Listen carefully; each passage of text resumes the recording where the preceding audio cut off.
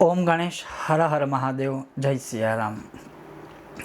आपने हर एक पूजा में देखा होगा, कोई भी पूजा हो, जैसे मानिए कोई भी व्रत हो गया, कोई भी कथा हो गई, कोई भी यज्ञ हो गया, कोई भी अर्चन हो गया या फिर आपकी नित्य पूजा हो गई, और इन सभी पूजाओं में एक जो संसाधन है जिसके बिना कभी भी कोई पूजा सफल हो ही नहीं सकती।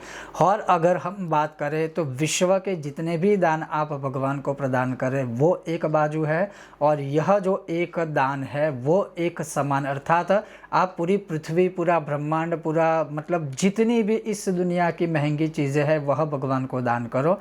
और यह आज जो मैं आपको बताने वाला हूँ सिर्फ यह एक दान भगवान को समर्पित करो, तो यह एक दान जो है ना, पूरे ब्रह्मांड, जीव सृष्टि या जो भी इस दुनिया की महंगी चीज़ें हैं उसकी 16वीं कला के बराबर भी नहीं है। और इसके बिना कभी कोई पूजा, यज्ञ, जप, तप, अनुष्ठान संपन्न हो ही नहीं सकता। और वो क्या है वो आज मैं आपको बताऊंगा। अगर आपको आज का यह विषय वीडियो पसंद आता है तो लाइक अवश्य कीजिएगा, शेयर अवश्य कीजिएगा, चैनल पर नए हो तो सब्सक्राइब अवश्य कीजिएगा। अब वो जो दान है, एक दान, वो है दीप दान। और दीप दान किए बिना आप चाहे कोई भी पूजा पाठ करो वह अस्वीकृत ही हो जाता है भगवान के लिए, अर्थात भगवान उसका स्वीकार ही नहीं करेंगे। और इसीलिए आप देखिए, एकादशी हो गई, पूर्णिमा हो गई, अमावस्या हो गई, नवरात्रि हो गई, अभी जैसे पुरुषोत्तम मास गया, अभी श्रावण माह आएगा, जो भी पवित्र महीने हैं, जो भी देवी देवताएं हैं, उनके सामने अगर आपने दीपदान नहीं किया तो आप उनकी चाहे कैसे भी पूजा करें वो पूजा का भगवान स्वीकार नहीं करते। क्यों नहीं करते? तो यहाँ पर लिखा है कि विना दीपे न सकला कार्य सिद्धिर न जायते, अर्थात जो कर्म आप कर रहे हो भगवान का पूजा पाठ के स्वरूप में, अगर उसमें आपने दिया प्रज्वलित नहीं किया है तो आपका वो काम कभी हो नहीं सकता है। और आप देखिए कि जब हम दिया प्रज्वलित करते हैं या दीप के विषय में बहुत सारे आपको श्लोक प्राप्त हो जाएंगे। जैसे हम जब भगवान को दीप अर्पण करते हैं तब बोलते हैं ओम बोधिपदेव रूपस्त्वं कर्म साक्षी य विघ्नकृत यावत पूजां करिष्यामि तावद अत्र स्थिरो भव, अर्थात बोधिपदेव रूपस्त्वं कर्म साक्षी य विघ्नकृत, अर्थात हे दीप देवता, जो हम अभी यह कर्म कर रहे हैं कर्म साक्षी, अर्थात आप उस कर्म के साक्षी हो। यावत पूजा करिष्यामि तावद अत्र स्थिरो भव, जब तक हम यह पूजा कर रहे हैं तब तक एटलीस्ट आप यहाँ स्थिरो भव, आप स्थिर रूप से रहिए, आप यहाँ निवास कीजिए। और इसीलिए चाहे कोई भी पूजा हो, चाहे आपकी नित्य पूजा भी क्यों ना हो, अगर आपने दिया प्रज्वलित नहीं किया तो आपका वो कर्म कभी सफल हो नहीं पाएगा। दूसरा हम क्या कहते हैं, भगवान को प्रार्थना करके क्या कहते हैं कि शुभम करो तो कल्याणम आरोग्यम धन संपदा शत्रु बुद्धि विनाशाय दीप ज्योति नमोस्तुते, मतलब हमारा सब शुभ करो, कल्याण करो, हमारा आरोग्य अच्छा रहे, हमारे वहाँ धन संपत्ति आदि की प्राप्ति हो, शत्रु बुद्धि विनाशाय, शत्रु रूपी बुद्धि या शत्रुओं की बुद्धि का जो है विनाश करो।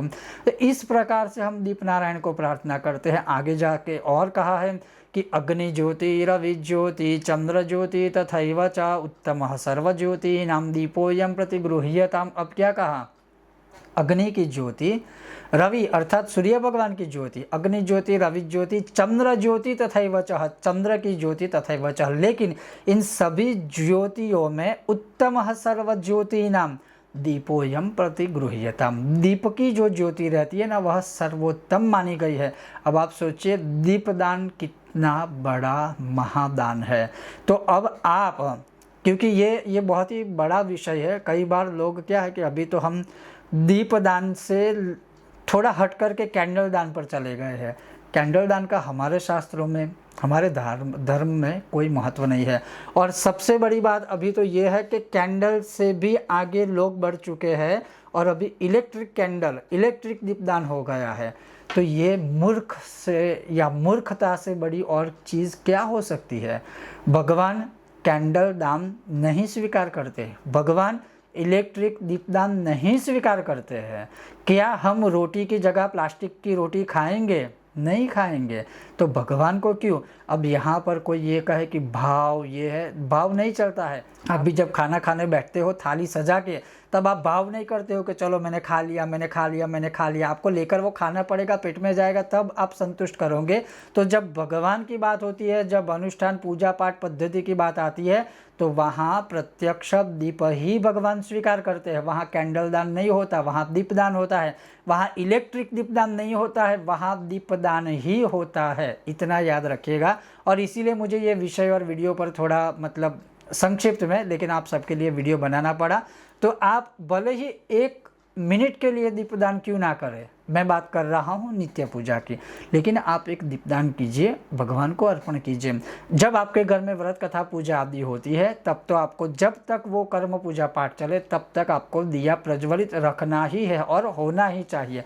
वहाँ पर फिर ये सारी चीज़ें मतलब हमें अपने ही पंथ को, अपने ही संप्रदाय को, अपनी ही परंपराओं जो है शास्त्रोक्त परंपरा, उसको इस तरह से बदलनी नहीं चाहिए। वो सही नहीं है और मैंने आपको शास्त्रों के प्रमाण के साथ बताया। तो दीपदान महादान है। दीपदान से बड़ा और बड़ा कोई दान जो है भगवान स्वीकार नहीं करते। और मैं आपको वीडियो समाप्त करते हुए एक चीज़ कहूँगा, आप तिरुपति बालाजी में जाइए, ठीक है, तिरुमला हिल्स पर जो भगवान नारायण साक्षात जो है, जो मतलब अगर आपने देखा हो या फिर ना देखा हो तो ऑनलाइन देखिएगा। भगवान मूल रूप से जो अंदर गर्भगृह में है ना, उनके आसपास 2 अखंड दिए हैं। और ऐसा माना जाता है उस, अगर वहाँ का इतिहास आप देखें पुराणों के अनुसार भी, तो वहाँ पर जो 2 दीपदान ब्रह्मा जी के द्वारा किए गए थे, उसी दीपदान की ज्योति में आपको वो भगवान वेंकटेश अर्थात तिरुपति भगवान, बालाजी भगवान आपको दिखाई देंगे, अर्थात नारायण। मैं अपने अनुसार कहूँ तो नारायण। तो दीपदान का महत्व आप हर पूजा में है, हर भगवान के लिए, हर देवताओं के लिए।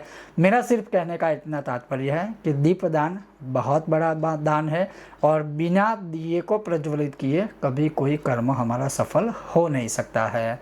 ओम गणेश, हर हर महादेव, जय सिया राम।